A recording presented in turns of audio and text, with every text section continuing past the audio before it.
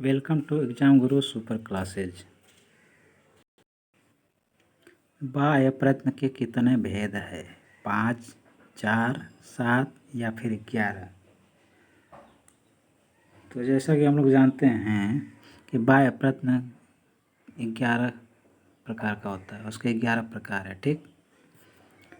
ङ का उच्चारण स्थान है दंत, कंठ, नासिका या कंठ नासिका। यहाँ पे कंठ नासिका लिखा हुआ है। ठीक। तो यहाँ पे ङ का उच्चारण स्थान क्या होगा? प्रश्न 2 का डी होगा। कंठ और नासिका दोनों होता है।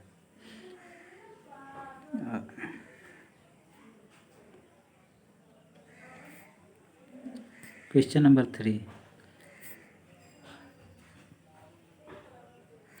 एच प्रत्याहार में वर्ण होते हैं ए ओ ऐ औ, ए ओ ऐ औ हय, ऐ औ या फिर ए ओ ऐ औच।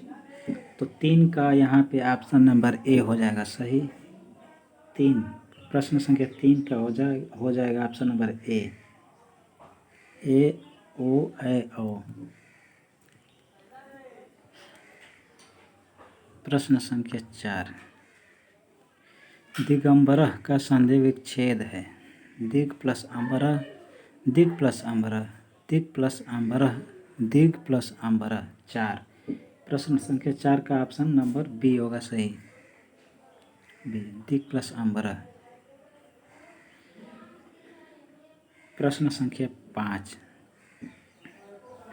राम लक्ष्मणों पद में समास है अव्ययीभाव समास, तत्पुरुष समास, बहुव्रीहि समास या द्वंद्व समास। तो यहाँ पे अकॉर्डिंग टू मी द्वंद्व समास होगा। 5 का डी होगा। 5 का डी द्वंद्व समास। द्वंद्व समास में दोनों पद प्रधान होता है, तो इसमें राम होगा प्रधान और लक्ष्मण। ठीक।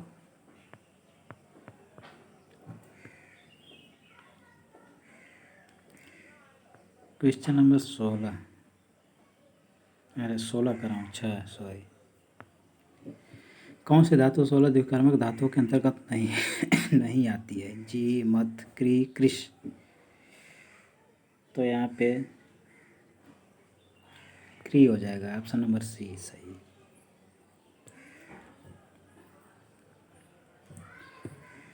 हरये क्रुध्यति पद में किस सूत्र से पंचमी विभक्ति हुई है? भित्रार्थनाम भय हेयुत, भय हेतु, हेतव, अकथितम च, क्रोध द्रुह्यस्या सूयार्थनाम यम प्रतिकोप। तो 7 का यहाँ पे डी होगा सही, ये वाला। Question number 8। गुरुवे किस विभक्ति एवं वचन का रूप है? द्वितीया विभक्ति एक वचन, चतुर्थी विभक्ति एक वचन, षष्ठी विभक्ति एक वचन, सप्तमी विभक्ति एक वचन। तो 8 प्रश्न संख्या 8 का यहाँ पे ऑप्शन नंबर बी होगा सही। 8 का बी चतुर्थी विभक्ति एक वचन का रूप है गुरुवे। ठीक।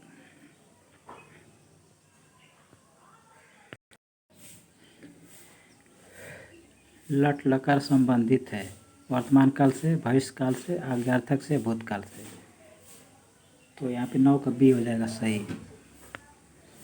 9 का बी में क्या है? भविष्यत काल। लट लकार को हिंदी में भविष्यत काल कहा जाता है। Question number 10। प्रच्छेव किस पुरुष व वचन का रूप है? प्रथम पुरुष एक वचन, मध्यम पुरुष एक वचन, उत्तम पुरुष बहुवचन या फिर उत्तम पुरुष द्विवचन। तो 10 के यहाँ पे होगा ऑप्शन नंबर डी सही, उत्तम पुरुष बहुवचन। अरे उत्तम पुरुष द्विवचन है, सॉरी द्विवचन, बहुवचन बोल दिया था। एक निर्देश के पद्यांश के लिए प्रश्न 11 से 15 तक के सभी उत्तर अपठित पद्यांश के आधार पर दीजिए। तो ये पद्यांश लिखा हुआ है, इसको ध्यान से देख लेना और पढ़ लेना। ठीक। पद्यांश है। ठीक। यहाँ से यहाँ तक। तो सबसे पहले इसको हल करते हैं। ठीक। Question number 11। उपर्युक्त श्लोक किस ग्रंथ से उद्धृत है? उपर्युक्त श्लोक किस ग्रंथ से उद्गीत है? सुभाषित ग्रंथ रत्नाकर से, नीति शतकम से, पंचतंत्र से या फिर विदुर नीति से? तो यहाँ पे ये नीति शतकम से, नीति शतकम।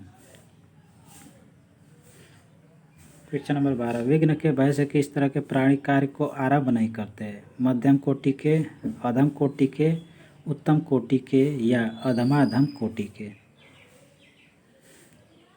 तो यहाँ पे 12 का राइट आंसर क्या होगा? 12।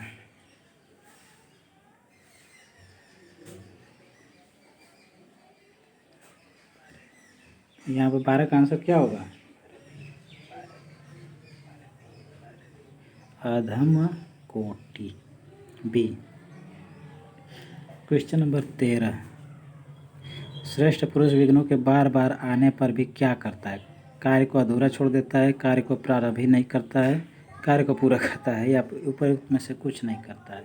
तो यहाँ पे 13 का कौन सा सही होगा? 13 का सी होगा सही, कार्य को पूरा करता है। ठीक, ये। क्वेश्चन नंबर 14, उपर्युक्त श्लोक का शीर्षक क्या हो सकता है? उपर्युक्त श्लोक का शीर्षक क्या हो सकता है? तो उसको पढ़ने के बाद मैं देखा, दयालुता, कर्मशीलता, परोपकार, शौर्य में से, तो यहाँ पे बी सही होगा, कर्मशीलता।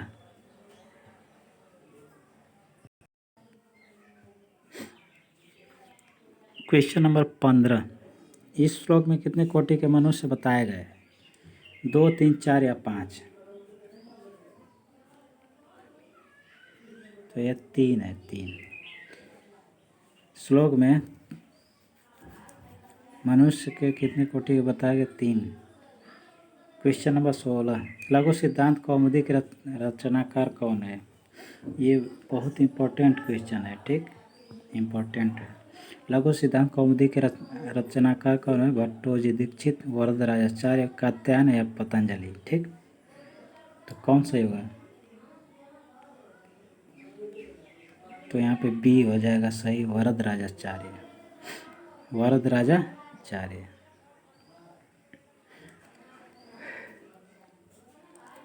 प्रश्न संख्या 17, पठ धातु में सत्य प्रत्यय लगाने पर रूप बनेगा? पठित, पठन, पठित्वा, पठिता? 17, तो यहाँ पे 17 का बी होगा सही, 17 बी, 17 का बी, पठन।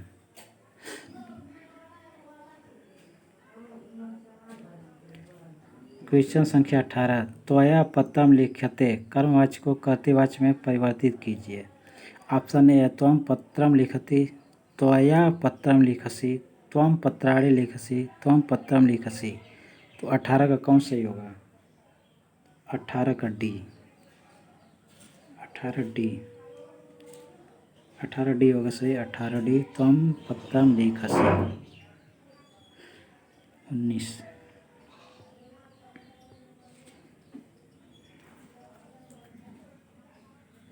मेरे साथ मेरा मित्र विद्यालय जाता है, इसका अनुवाद होगा, मया सह मम मित्र विद्यालयं गच्छति, मया सह मम मित्रं विद्यालयं गच्छति, मया सह मम मित्रं विद्यालयं गच्छति या फिर मयं सह मम मित्र विद्यालयं गच्छति? तो 19 का यहाँ पे बी सही होगा, 19 का बी, 19 बी होगा सही, मया सह मम मित्रं विद्यालयं गच्छति। क्वेश्चन नंबर 20, सिद्ध सिद्ध्यो समो भूत्वा समत्वम योग उच्यते, यह सूक्ति कहाँ से उद्धृत है? महाभारत से, रामायण से, गीता से, पुराण से? तो 20 का सी होगा सही, 20 का सी, 20 का सी, गीता से।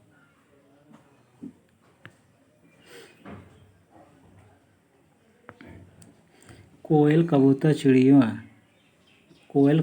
चिड़िया को क्रमशः संस्कृत में कहते हैं? परभृत, पारावत, चक्षु? पारावत, परभृत, चटका, परभृत, पारावत, चटका, चटका, परभृत, पारावत?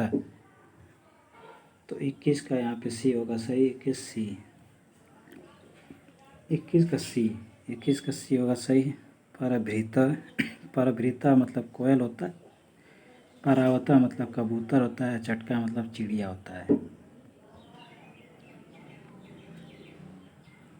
संस्कृत में लकार होते हैं, संस्कृत में कितने लकार होते हैं? 8, 9, 10 या 11? तो 22 का सी होगा सही। 22 का सी कितना होता है लकार? 10।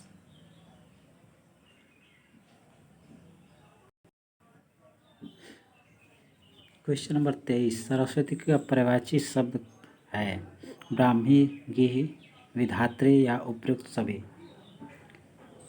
तो 23 का डी हो जाएगा सही। 23 डी, 23 डी, 23 डी होगा सही। 23 का डी, उपयुक्त सभी। ये क्या लिखा हुआ है क्वेश्चन नंबर 24 में? इकाई, दहाई, सैकड़ा, हजार, 10,000। इकाई, दहाई, सैकड़ा, हजार, 10,000, लाख। मतलब 1,00,000 संख्या को संस्कृत में कहते हैं प्रेतम, लक्षम, न्यूतम या सहस्त्रम। 24 का यहाँ पर कौन सही होगा? 24 का, 24 का यहाँ पे होगा लक्षम, 20, बी वाला सही होगा। लक्षम मतलब लाख। रामायण का अपर नाम है चतुर्विंशति शास्त्री संहिता, शतशास्त्री संहिता, षड्त्रिंशत् शास्त्री संहिता या पंचम वेद। 25, 25 का ए सही है। 25 का ए, ये चतुर्विंशति शास्त्री संहिता।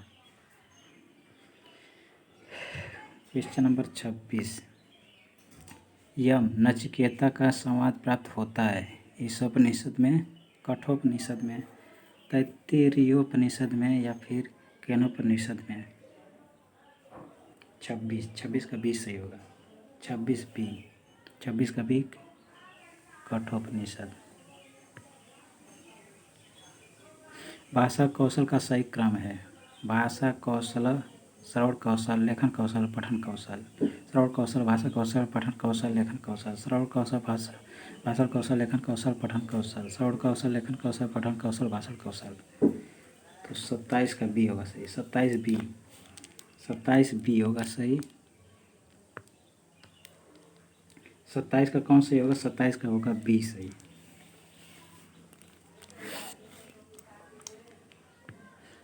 आते हैं क्वेश्चन नंबर 28 पे।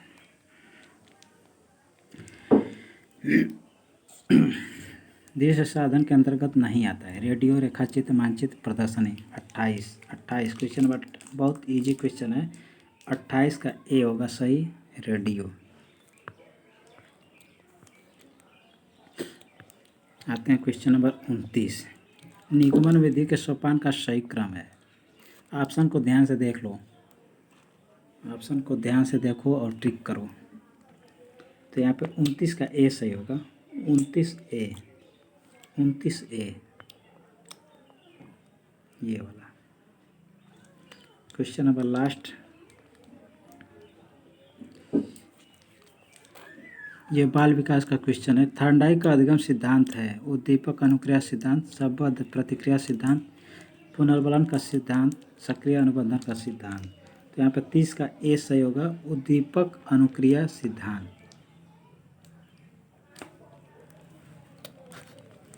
इसे ही SR थ्योरी भी कहा जाता है। ठीक दोस्तों, अगर वीडियो अच्छा लगा हो तो वीडियो को सब्सक्राइब कर देना, लाइक कर देना तथा शेयर भी कर देना। ठीक, थैंक्स फॉर वॉचिंग।